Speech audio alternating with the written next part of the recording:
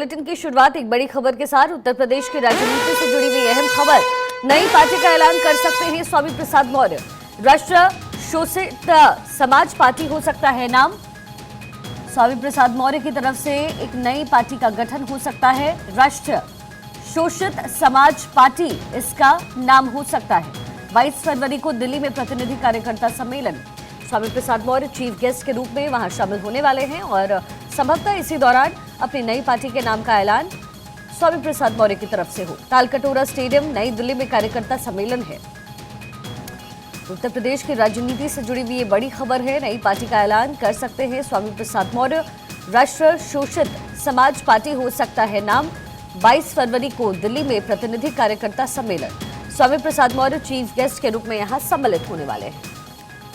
एहतशाम सिद्दीकी मेरे सहयोगी मेरे साथ इस वक्त जुड़ गए हैं। एहतशाम, क्या जानकारी है? क्योंकि जब टूट की खबर आई तब भी कयास बहुत सारे लगने लगे। ये भी कहा गया कि क्या बीजेपी की तरफ जाएंगे, क्या होने वाला है, लेकिन अब नई पार्टी के नाम का ऐलान संभव। क्या कुछ जानकारी आपके पास?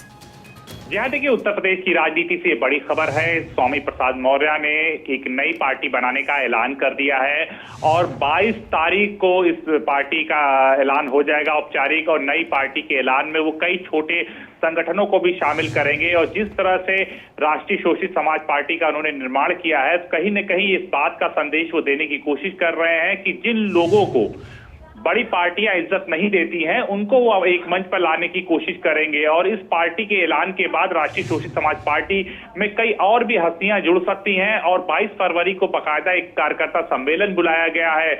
इस खबर के बाद समाजवादी पार्टी के कई बड़े नेता स्वामी प्रसाद मौर्य को मनाने उनके आवास पर पहुंचे हुए हैं, लेकिन स्वामी प्रसाद मौर्य मानने को तैयार नहीं है। वही राजनीतिक जानकारों की माने तो कहीं न कहीं स्वामी प्रसाद मौर्य समाजवादी पार्टी पर अपना दबाव बना रहे हैं। स्वामी प्रसाद मौर्य ने जिस तरह से रुख अख्तियार किया है राज्यसभा की सीटों को लेकर, जया बच्चन और दूसरी ब्यूरोक्रेट्स की सीट को लेकर की पीडीए में होते हुए उनसे सलाह मशवरा नहीं किया गया है। और कहीं न कहीं उनका निशाना आलोक रंजन और जया बच्चन की तरफ था।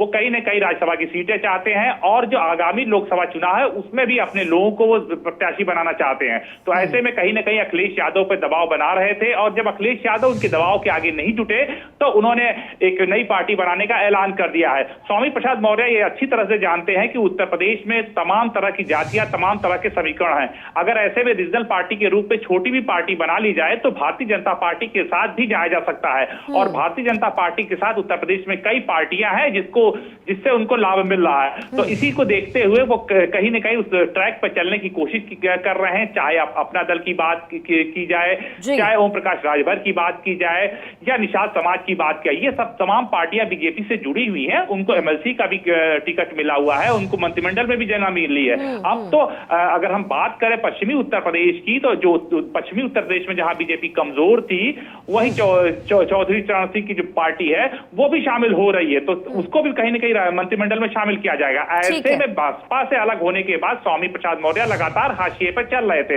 हाँ, उनकी बेटी जरूर बीजेपी से सांसद है, लेकिन उनको इस बात का पता है कि उनकी बेटी का टिकट कट जाएगा। तो ऐसे में वो पूरी कोशिश कर रहे हैं कि एक तरफ समाजवादी पार्टी पर भी दबाव बनाया जाए, उधर दूसरी तरफ बीजेपी से भी तालमेल बनाया जाए। जी चलिए, ठीक है एहतशाम, बहुत बहुत शुक्रिया इस तमाम जानकारी के लिए।